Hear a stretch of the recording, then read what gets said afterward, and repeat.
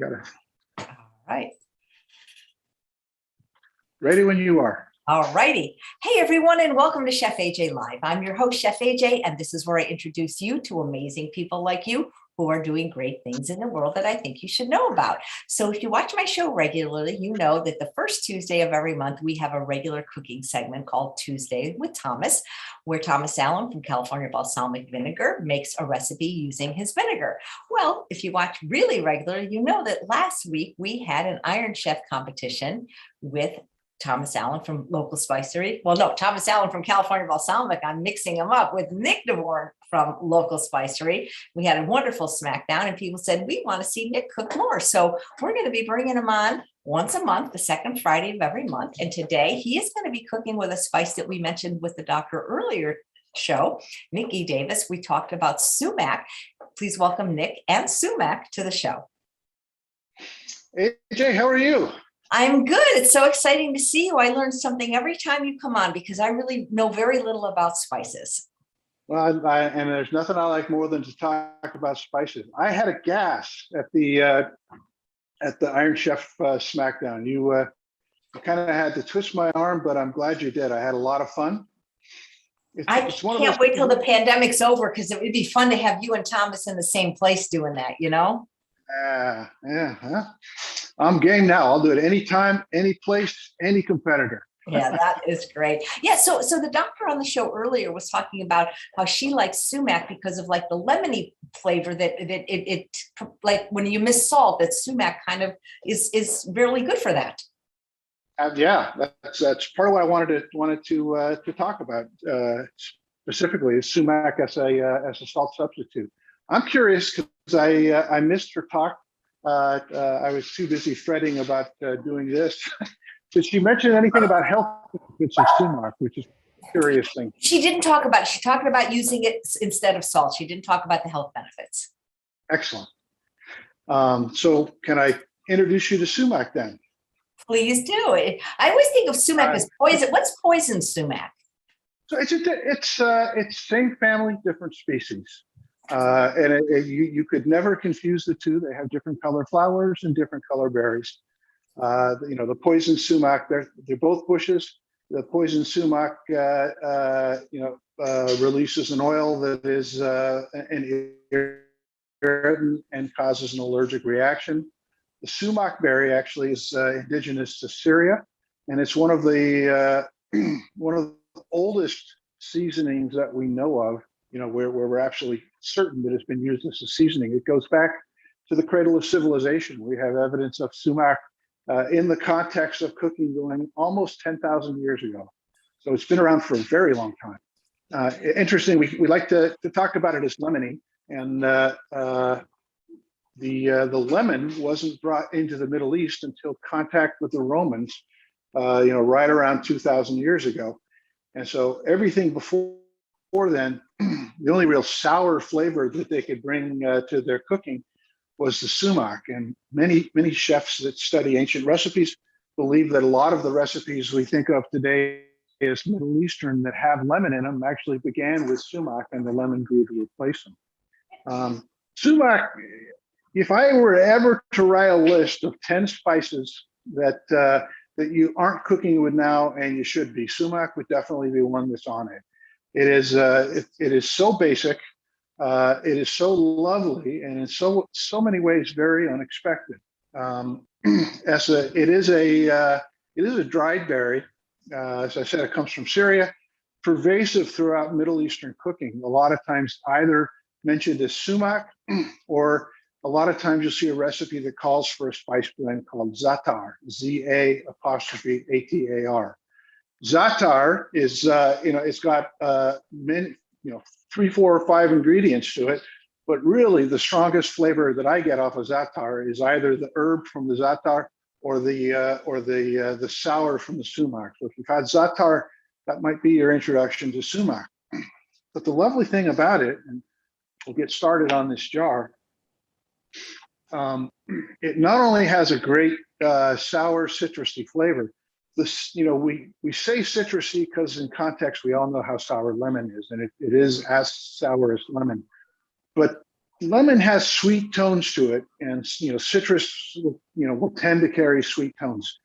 To me, the sumac has, a more of a dry, earthy tone to it. And one of the ways that I like to use it is when I'm putting something together, and it feels like it's, it needs to be a little sour, or even more importantly, a little less sweet. A lot of times I'll put some balsamic in a dish thinking, that'll give me my sour snap, but instead it really is just too sweet. Adding sumac, because it has no sweetness to it, really just gives you a dry, earthy sour that adds complexity to the sour flavor of others like citrus or like vinegars, but it's got its own flavor. The other thing that's great about it is, I'll put it out on a dish and I'll bring it up to the camera, but it is beautiful. It is it's a reddish brown color. I'll put it right up there. Reddish brown color. A lot of people, if you see that on a plate, the first thing you're going to think is paprika. We're all used to seeing paprika on top of foods that are light in color. But when you take a bite of it and you find that it actually has a very sour flavor to it, it's a pleasure that people aren't expecting, and it's kind of fun to use. So you'll see in a lot of things that I'll do, I'll just use the sumac for finishing. It's very commonly used that way. It's also very commonly used in salads and in salad dressings. I like to, and you'll see a little later, we're going to make a Lebanese salad in which the sumac is both in the dressing and is sprinkled on top of the salad. And the reason why is it gives you kind of a textured feel when you add it to the salad, of little bits that kind of fill the holes between the pieces of lettuce, and you get a little added enjoyment to it. It's interesting to me about sumac that we know in context that it's been used for culinary purposes almost 10,000 years. We also know that for at least 3,000 or 4,000 years, it has been used as a tea, and in fact, probably much older than that. It's just a question of the information we have. And usually teas would have been in ancient times would have begun as something pharmaceutical, but in my research, I really haven't found a lot in terms of ancient uses of sumac for health benefits, which is curious to me because when you really study spices, you find that most of them began use as a type of a pharmaceutical for a specific health benefit. And by the way, it's delicious. It seems that sumac is really a culinary marvel. The information that I've found about health benefits to sumac are all relatively modern and all relatively early in their study. So it's hard to say a lot about health benefits. It is a berry. It is high in antioxidants. It's going to be good for inflammation. There's some enticing evidence that's coming out of laboratory studies that show that it may help regulate blood sugar. The blood sugar actually has gone into studies with humans, and it looks promising. All the rest is just research on animals, but it might be usable to slow down bone loss. It might reduce cholesterol, and I think that's it. So, there's a lot that might be coming from it, but historically, it's something that's really just been used because it's a delicious flavor. I want to talk a little bit about za'atar, which is, for me, I'll use them interchangeably. If a recipe calls for sumac and I don't have sumac, I'll throw za'atar in.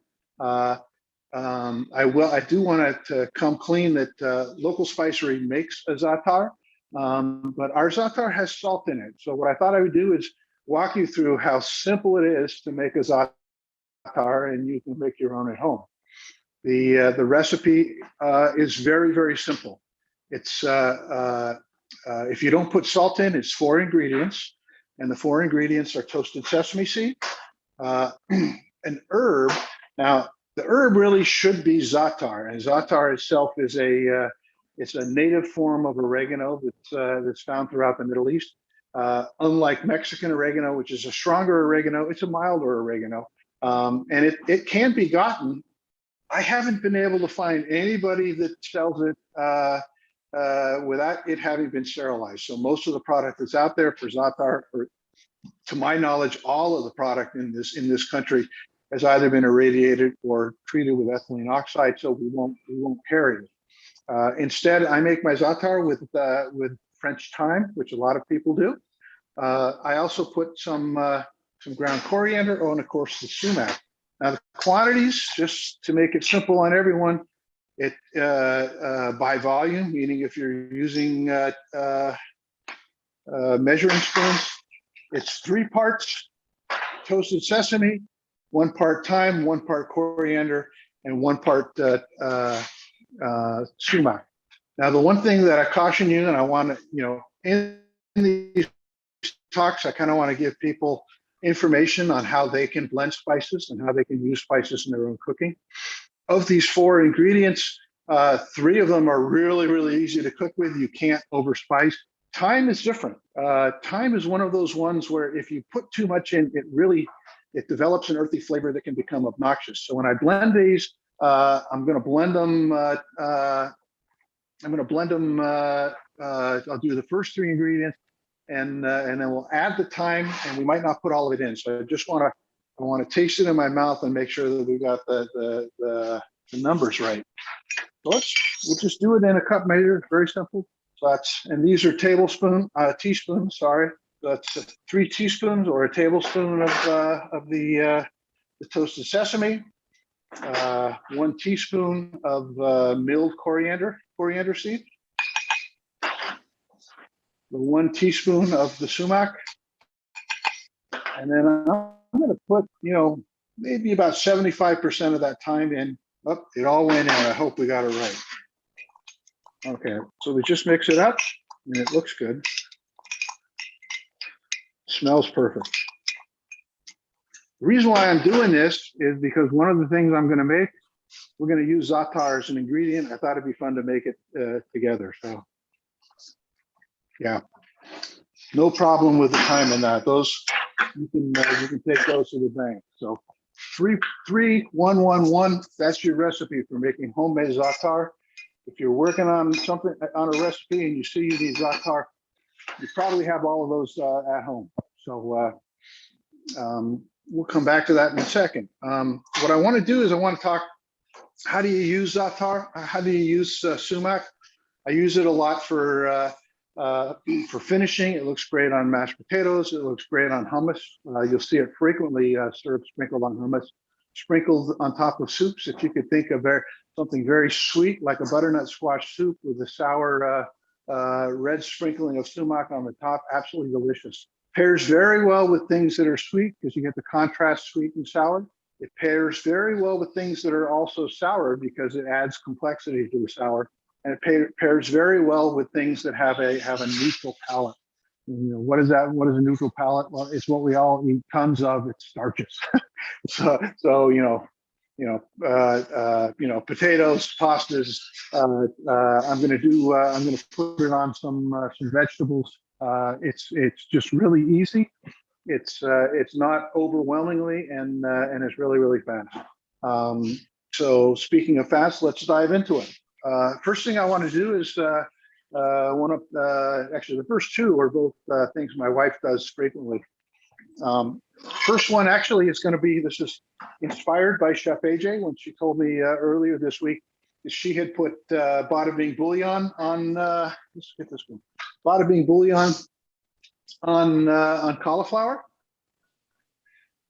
And so we're going to do the same thing. So what I've got here are just florets of cauliflower in a baking dish. And I'm going to pour some bada bing bouillon over the top of it and kind of let it drop down to the bottom. And we'll let that caramelize in the bottom of the tray in the oven. But I'll also sprinkle the sumac on top. So you're going to have the sweet umami coming up from the bottom and the sour on top. Absolutely delicious. I misused my measuring cup, so let me just grab one more.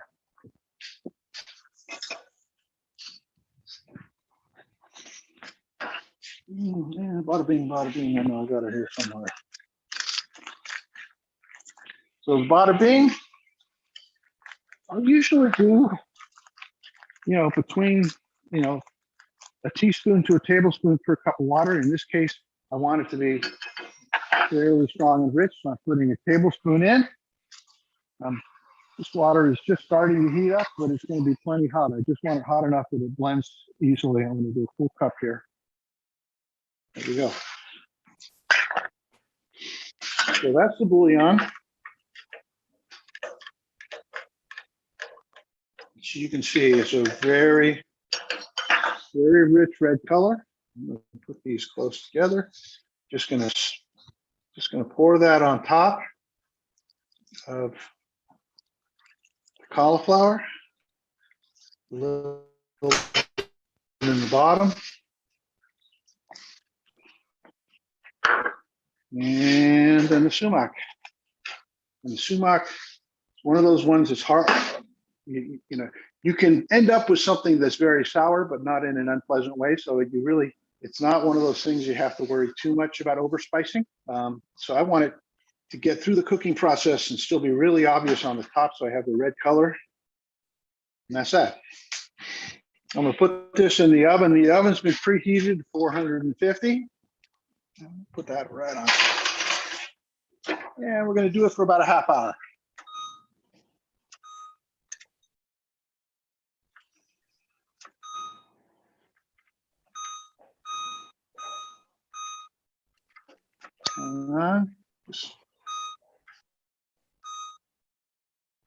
There we go.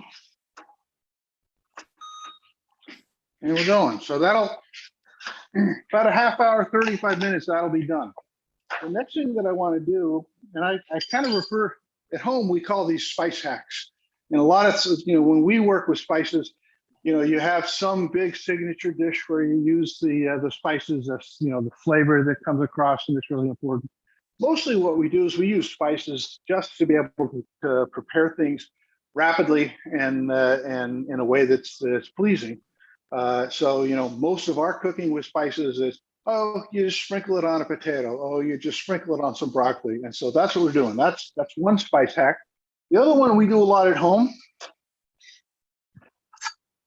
And again, this is in the category of just roasted vegetables. I got a couple of squashes. I'm not going to do the whole ones. I'm just going to get a couple slices off of each one to show you how it works. Cutting these to, a little less than 1/4 of an inch thick, slightly on the bias.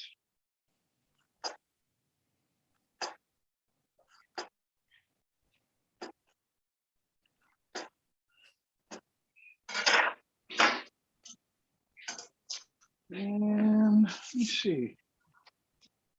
I'm going to use this bowl here. What I want to do, throw these in.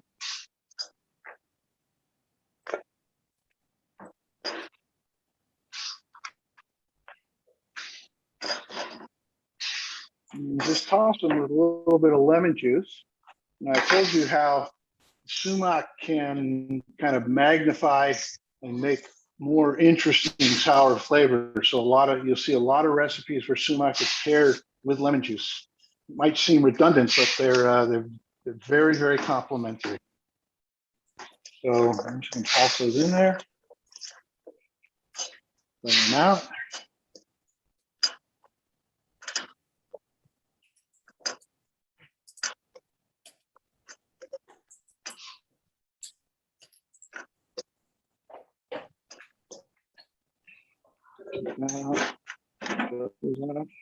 Please.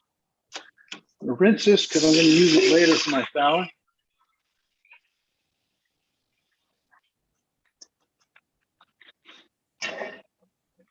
And again, like I said, spice hacks.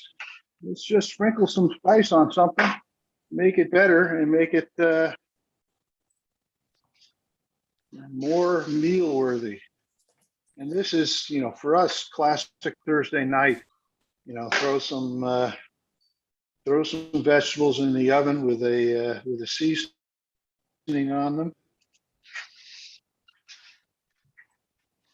I will say, when Evelyn makes this, she's more sparing with the spice. With me, I'm just crazy about spice flavors. I tend to like big flavors, and I put a lot in. I'm going to put this in my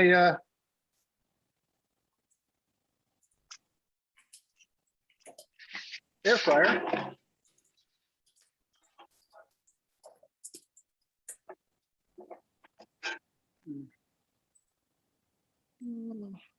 Find the arrow.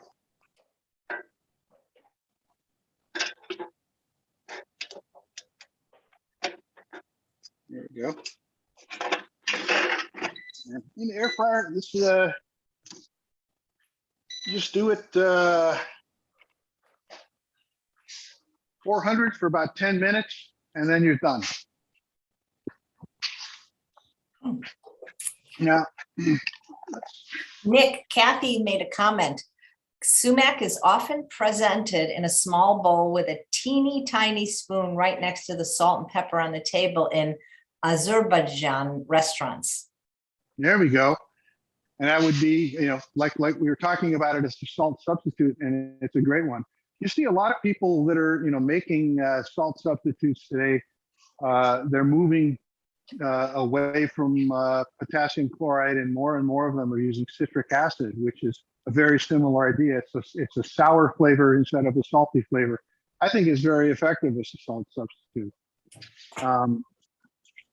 So we're going to make the salad we're going to make is called a Fattoush salad. It's from Lebanon, but you'll find it throughout the Middle East. I've traveled extensively through the Middle East on business, and I can tell you, this is the stuff that you would frequently, this is so common. You would see it in lunch buffets or served at almost every restaurant that you would go to.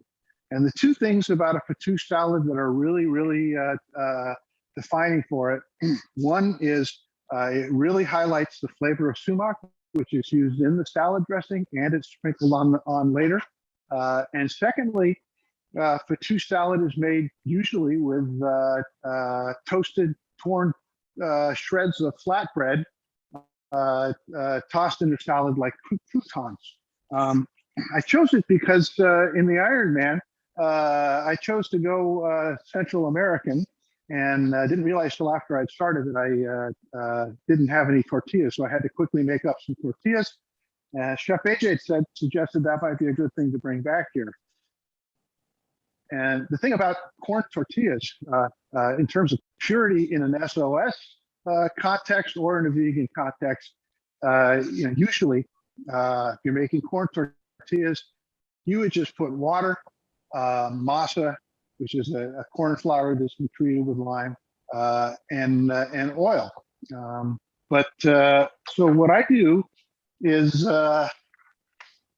and I started doing this before I was even plant-based, and it was because when I was traveling through Central America, I would get corn tortillas or I would get tamales. One of the first things I noticed was that the food had a much more of a fresh food flavor to it. That you could taste sweet corn when you ate a corn tortilla. And so I started making my corn tortillas by adding some pureed corn in it. And that actually means, when you do it right, you don't have to add any oil at all because you're pulling the oil off of the corn. So we're going to puree some kernels of corn. We're going to blend it in with a masa and a little bit of water, and that's all that it takes to make the tortillas. So I think I'm going to start with those to get those out of the way, and then we'll move over to the parts of the salad and the dressing. Let's pull this out of the way. I need some space. All right.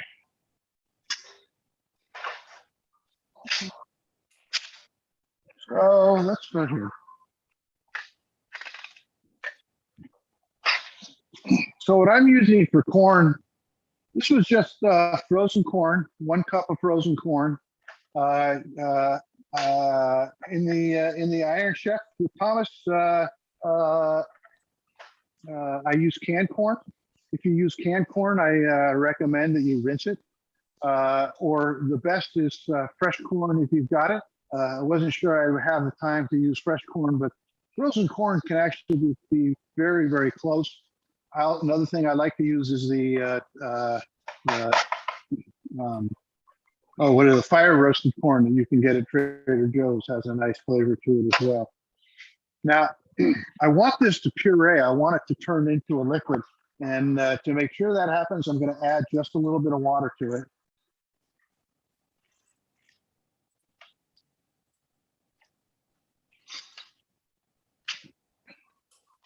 Hey, Mick.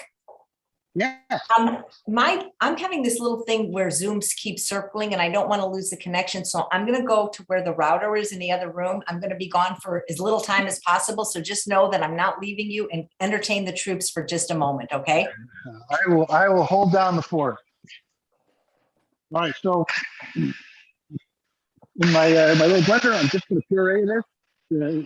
The idea is to get it as liquid as possible.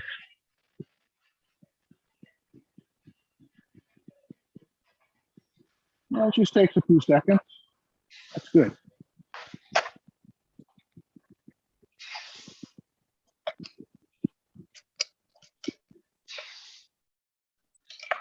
Okay. And then the masa. You know, a conceit of mine when I buy masa, I go to the Hispanic stores. I think that they cycle their masa more rapidly. You're more likely to get a fresh masa. You know, I've had masa flours where they noticeably tasted, you know, that they had gone rancid, that they kind of had that unfresh flavor to them. So you want fresh flavors as much as possible. The tortilla should be a you know, a living ingredient. And you know, too often we think of a tortilla as something we pull out of the freezer. In Central America, tortillas are prepared at tableside during the meal. At least they were where I was. You know, while we're sitting eating our dinner, women are sitting and by hand tapping out the tortillas and cooking them over a fire. It was quite an experience. So I do a cup of the corn kernels, and usually it takes about 3/4 of a cup of the masa flour. But you want to do this by touch. So I'm going to put most of it in. You can, if you put too much in, you save yourself by adding water. You can add just a little bit of water. So let's start with that. I do it by hand. I think of this a lot like making a pie crust, but you want it a little bit wetter than a pie crust. You want it to be just a slight stickiness to it. That stickiness is what holds it together. If you get it too dry, when you cook it, it's going to come apart. But you know, if you're doing tortillas right, it's not complicated. It doesn't take a time commitment. You can see how quickly this is coming together. I need a little bit more masa. This is great. I think I'll be able to do this without any water.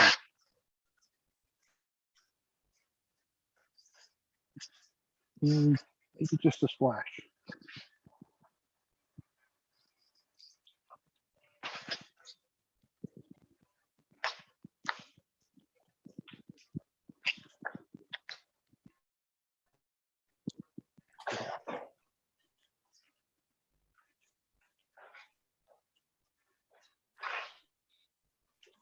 And you'll find tortillas a whole lot less finicky than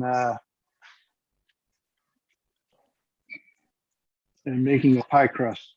But you can see it's a similar consistency. Just a little bit more of the masa. We're going to roll it out on the masa, so we'll get more in it that way as well. But this should make a good 3 tortillas. So we're just going to roll that out, cut it into thirds, and make our little tortilla balls. That's cool that you roll your own.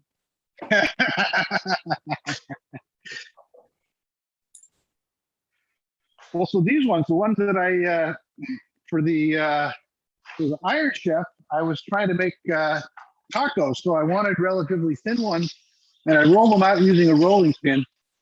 These ones, I want to do the opposite. I want to get them nice and thick, and in particular, I want just a slight lip on the edge where it cooks so that it holds together better when I toast it. Now, one real advantage when you're making your own tortillas, I'm just making the basic ones here, but you can add spices if you want. You can put some chili powder in it. You could put some jalapeno. When I did the Iron Man, I minced some jalapeno and put it in. Iron Man, the Iron Chef. You did an Iron Man. Some minced jalapeno. I know. I think an Iron Man is harder than an Iron Chef even. Well, the Iron Chef wasn't bad once you got started, but I'll tell you what, it was hard to get started. Yes, Diane said, did you put corn in the masa when you did the Iron Chef competition? Yeah, absolutely. And Melissa says, have you ever crisped them up in the air fryer? I haven't used the air fryer, but it would be a perfect use of an air fryer. And we are going to crisp these up. I'm just going to use a toaster though.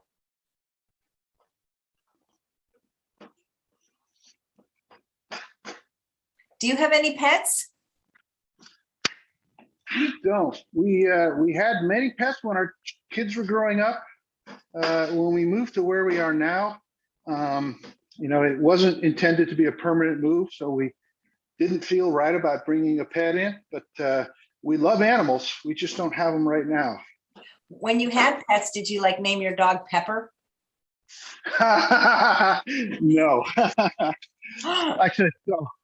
The dogs were the kids' dogs, and I know we had one that was Rosemary. It was named by my daughter. Well, Rosemary is a spice, though. Rosemary is a spice. It is a spice. And then we had a beagle who was called Lucy. I can't remember how we came up with Lucy. Might have been a Peanuts thing. And of course, I married into this situation with a cat coming with it, and we had the typical menagerie that come with kids of goldfish and everything you could imagine. There we go.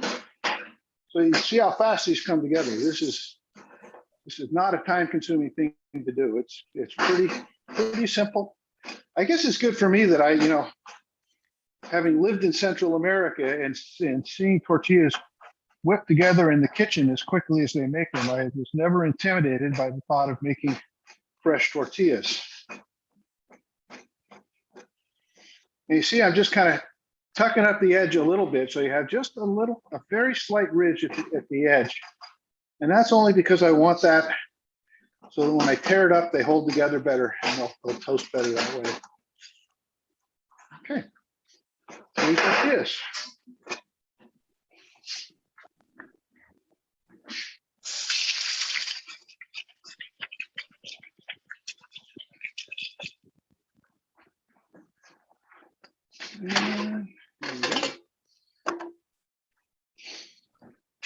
And that's for the salad. I think I'm going to put those out on this.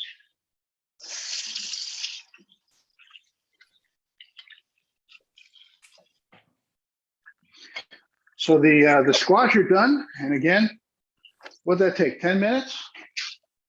If.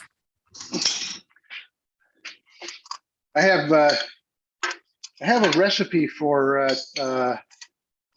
Scottish scones made with oatmeal, and the recipe claims that scones should be so simple to make that if you see someone walking up the driveway, you can have them together in the oven before they get to the front door.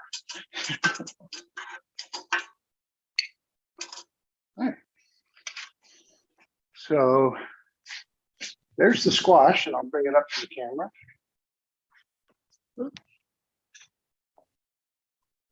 Ooh, that looks lovely. cool. And you can imagine in the flavor, it's the squash has a tendency towards being very, very sweet in a way that for me eating just zucchini, the simplicity of the sweetness of it makes it hard for me to eat for a long time. So I'm always trying to add things to zucchini that make it tart and make it more interesting. Okay.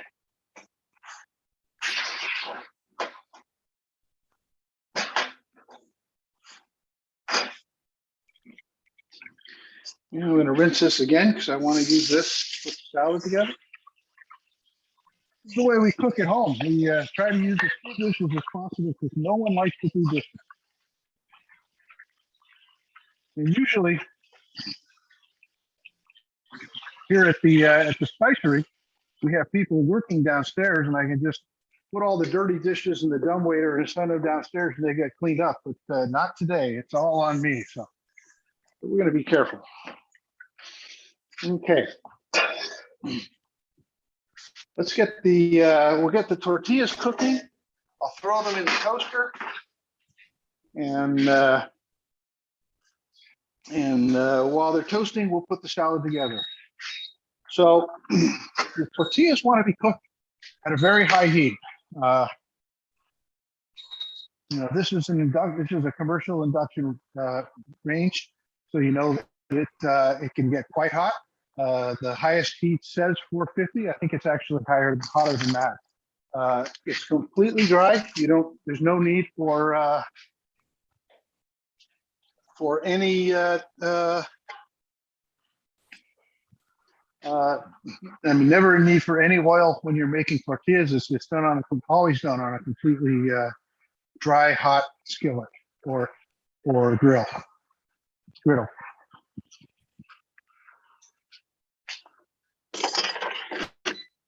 Nick, there's a question. What type of induction cooker are you using? I get that question every time. So yeah, you gotta get the good answer. Yeah. So the brand on it is Globe. But when I bought it, we went down to the commercial restaurant store because I wanted to get commercial grade, and we kind of got a sort of a middle range quality. And if people are looking at induction burners like this, it seemed to me that all of them, even the very cheap ones, all were rated at the same power, so they were all putting out the same level of heat. The commercial ones are more durable.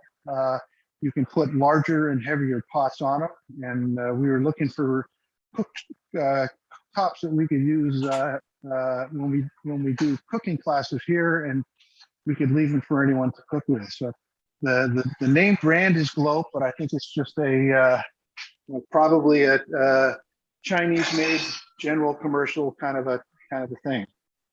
Okay, so this is getting hot enough that we can throw these on. And in the interest of time, while we're letting these cook, I'm going to go ahead and get started on the salad dressing.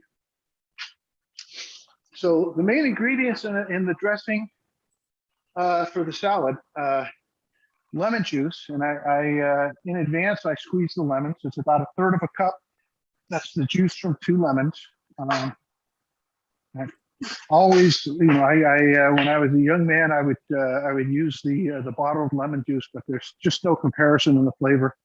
Lemons are so easy to get these days. All right. So normally, this dressing would have olive oil in it. Instead, I'm going to be using some organic tahini, and just about 2 tablespoons of the tahini.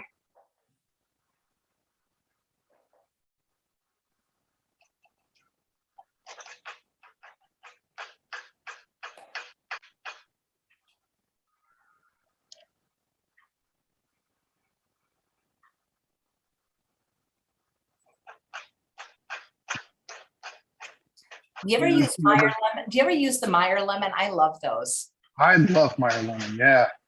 Actually, I went out to buy lemons this morning, and I also bought Meyer lemons because Evelyn is making hummus tonight, and hummus made with Meyer lemons is absolutely perfect. Okay.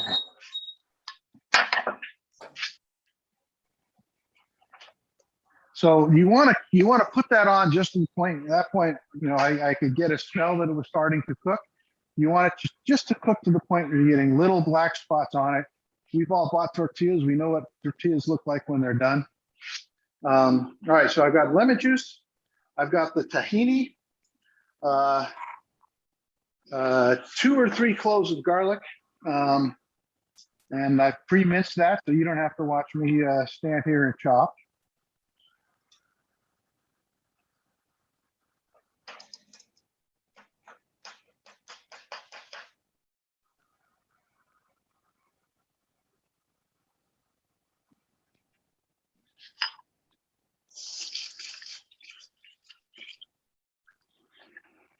I'm going to put 2 teaspoons of the sumac.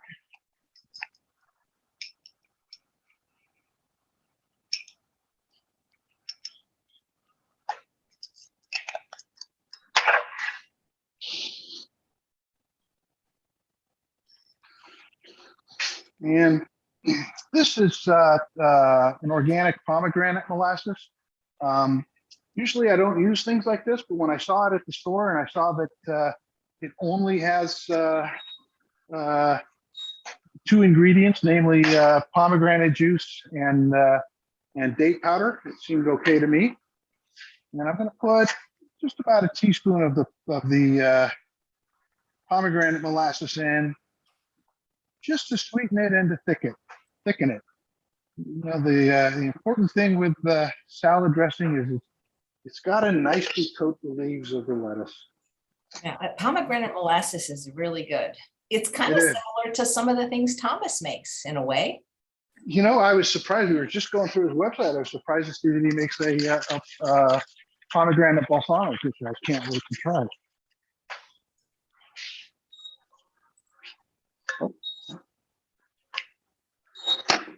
All right, so let's get started on the choppy chop. We're getting these going.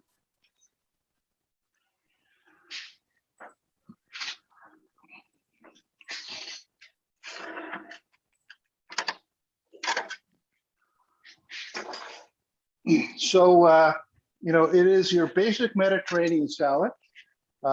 It usually has a base of greens. In this case, I've got some romaine lettuce. I'm going to add a little bit of fresh peppermint to the romaine lettuce, just because it's very typical throughout the Mediterranean to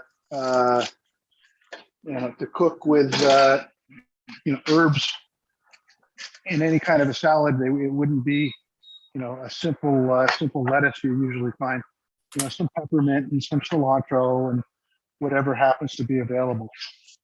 I don't know if I've ever shared this, but one of the interesting things about herbs and antiquity is if you talk to people who study ancient recipes, and let's define ancient in this case as, say, medieval, they would call out the spices that are in the recipe, but for herbs, it would just say herbs. And the herbs were something that you actually would blend in your garden. You would plant in the garden the herbs that you like. They would all grow together. And you would just go out to the garden and pick the herbs that you have, and that would be your blend of herbs.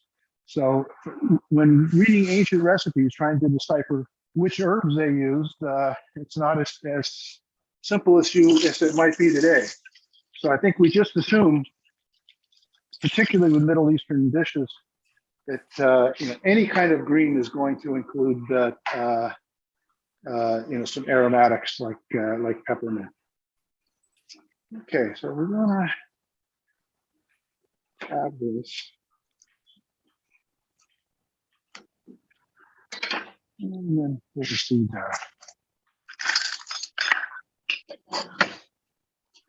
AJ, one of the other things that I found very enlightening on from your Iron Chef competition was comments from Chef Ocean about saving the seeds from cucumber and reusing them. And in this case, I'm not going to use them in this dish, but I'm going to take them home with me because they are delicious. And if you liquefy them, it's a great thing to use to add a little bit of oil to a dish to get some thickness and richness to it. Some of the chefs that I've had on are saving seeds like watermelon seeds and making milk out of it. Yeah. I mean, who thinks of these things? Like who? I always want to know who the first person is to think to do that. These guys, they're smarter than I am. I'll just say that. Hey, Nick, you don't ship to Canada, correct? Apple wants to know. Yeah, we don't ship to Canada. And I think I mentioned last time that the biggest problem we have is the food safety regulations for Canada. They require for each lot that you take samples to show that each lot is free from salmonella and E. coli, which sounds like a perfectly reasonable thing to do and a good thing to do. But in our case, we work in very small lots, which is how we are able to deliver the product so fresh. And by small lots, I'm talking 5, maybe 10-pound lots, and it's just not economical to be paying to have a biological assay made of every single lot that you ship. We can't do that. And I do know that a lot of people, will just ship to Canada and not declare it as a food product. We're kind of we're real sticklers. We like to follow the regulations to the letter. There's a question: who does most of the cooking, you or Evelyn? Evelyn, definitely.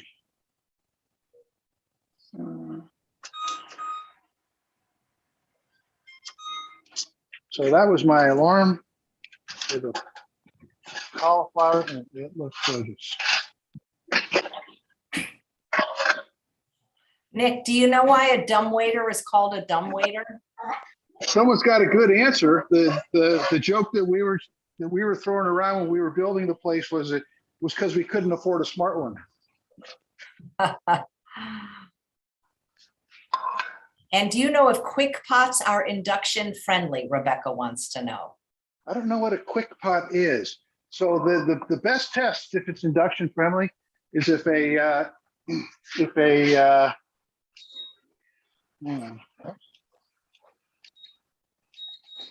magnet will stick to it, it's induction friendly. It's got to be magnetic. All right, so there's the cauliflower. Isn't that gorgeous? Yes, it is. And very tempting. Nick, Stephanie says, some of your spices I go through very fast, but some I use only occasionally. I'm sure it varies, but do you have a generalization on the lifespan of herbs and spices? I do. And I'll begin by telling you, what everybody else lives to, and that is the guidance is given by the US FDA, and that is if I were to put a freshness date on my spices, it should be for spices 4 years and for herbs 2 years, and that clock starts ticking once they've been milled. And the reason why is because once you mill it, you're exposing most of the essential oils, which contain the flavors and the aromatics, and they begin to volatilize. And as they volatilize, they begin to lose their flavor.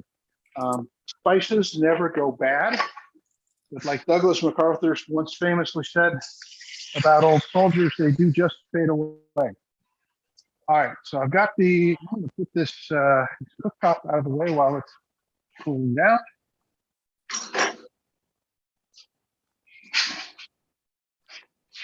I'm going to get my So back to the freshness for our spices. We find that about a year after the product has been milled, you've lost a significant amount of the aromatics, and it is it's still a good spice, but it's not the special spice that we hope that you're getting from us. So our best advice is to buy in quantities that you think you'll be able to use within a year. But if you're worried about, about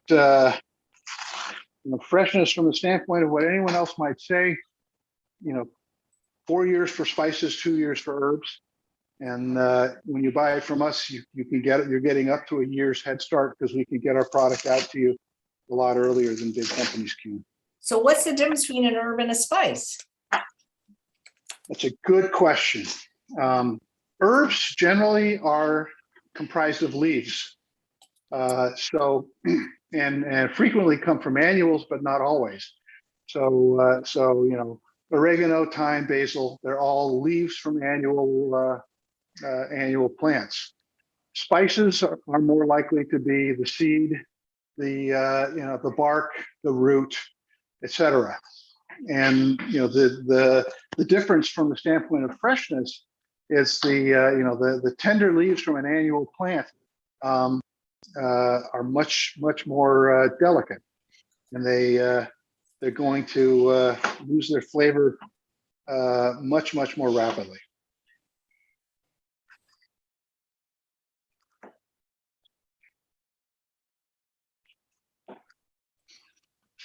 I did get some beautiful heirloom tomatoes for this salad. It's going to look really pretty.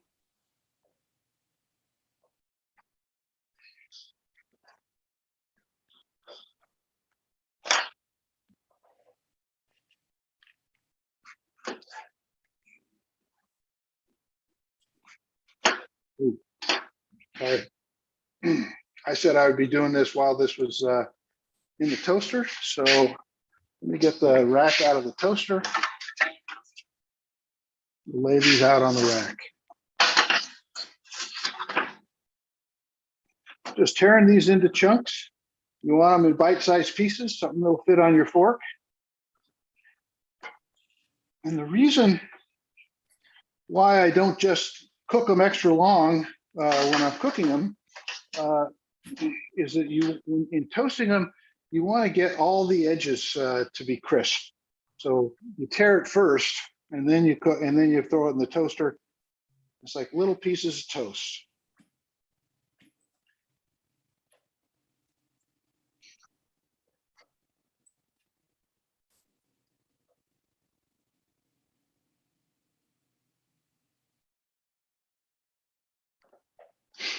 And I'm kind of holding back on the other ingredients. So I think that two of those tortillas is going to be just fine for this. We'll get them going in the toaster. And we're running into the home stretch here.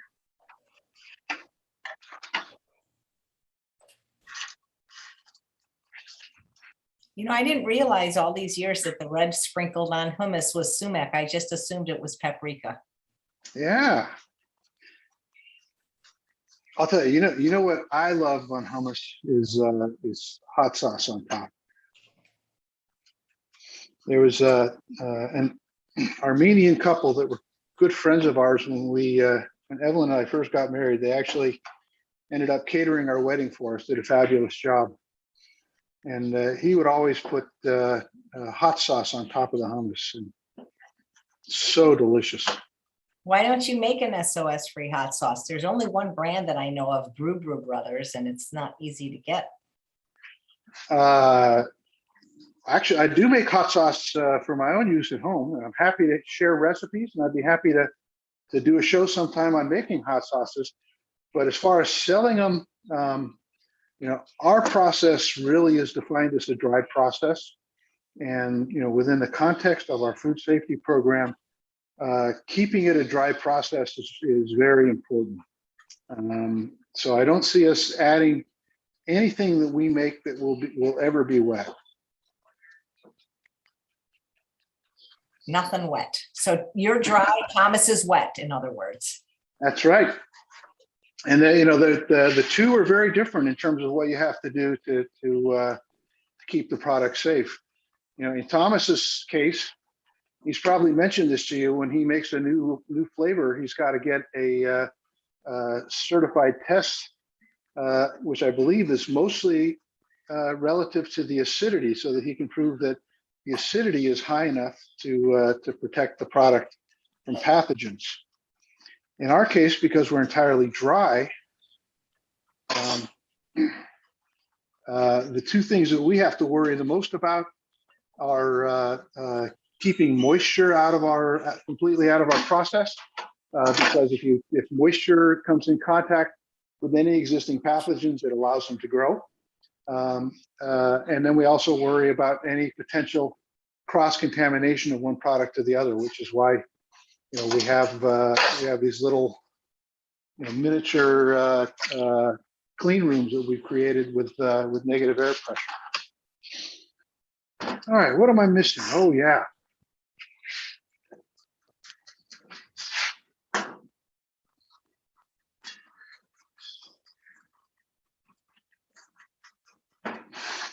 So I'm just going to tear some leaves of peppermint in here just to give it a little bit of a more interesting flavor. A lot of times in fattoush salads, they'll lean towards peppery flavored greens. A lot of times you'll see, I always want to use the word rocket like they call it in the UK. We'll just go with rocket. Arugula. Arugula. One of my wife's favorites. Okay. There we go. Katie's saying, could you make a powder that you add water to rehydrate the hummus? John Pierre just does it himself. He just spreads it on his dehydrator, and then he does that when he travels. Huh. I don't see why you couldn't do that. I'm not sure. I don't know. To me, one of the pleasures of hummus is the texture. Let's see. I think we're good here.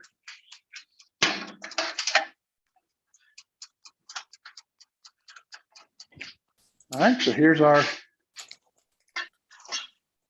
corn tortilla croutons.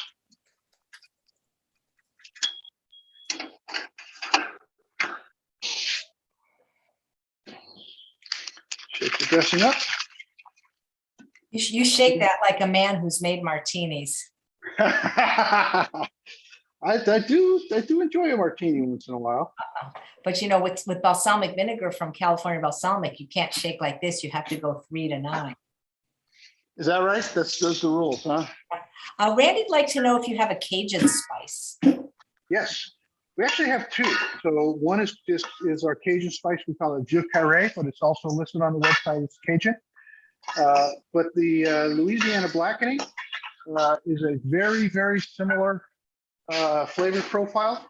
And I actually, if I had to choose between the two, the Louisiana blackening, and both of them are salt-free, but even though the Louisiana blackening was made with the intention of blackening at a very, very high heat so that it will burn, I used California chilies and the California chilies just give it a depth that I don't get with the vieux carré. So if I had to choose, my preference would be the Louisiana blackening over the vieux carré. I think they're completely interchangeable. Nice. Well, I can't wait to see the finished product. Yep, we're wrapping up here. Yeah, because I got another show at 3:15. I'm so sorry. No worries. I will, in the future, we'll make it shorter. I got excited. I had so many things I wanted to do. Normally it's okay. This is just unusual. And it's not a show for you guys. I do other things. But we do have a show tomorrow, though, in an earlier time, because Dr. Neil Barnard at 9 a.m. He's going to be talking all about hot flashes and menopause and all kinds of things we can do for that. Oh, I forgot one thing. So the za'atar we made, the salt-free za'atar, this gets sprinkled on top now. That's the pièce de la résistance. And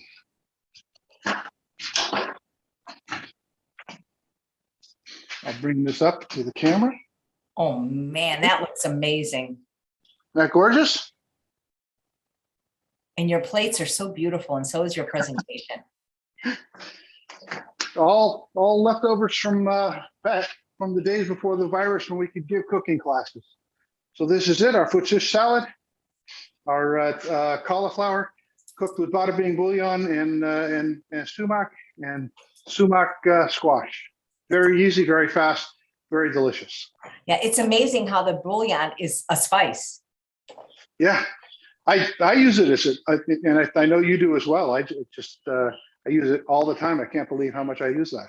Yeah, I hope people will try the bada bing because it's really like a multi-purpose seasoning. Well, this was wonderful. Thank you so much. And so you'll be back in a month, second Friday of every month, and I can't wait to see what you'll have for us then.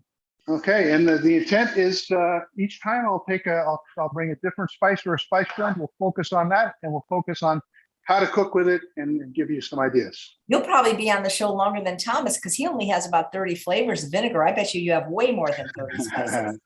Hundreds. Wow, this could go on for years. Thank you so much, Nick. Say hi to Evelyn. And guys, please check out the wonderful SOS-free spices. I'm putting the link in the show notes. And Nick says this recipe will be on his website starting Monday. So check back there in a couple days and please subscribe to his newsletter as well. And thanks for watching another episode of Chef AJ Live. Please come back at the earlier time of 9 a.m. tomorrow when we have Dr. Neil Barnard. And thanks for telling us everything we need to know about sumac, Nick.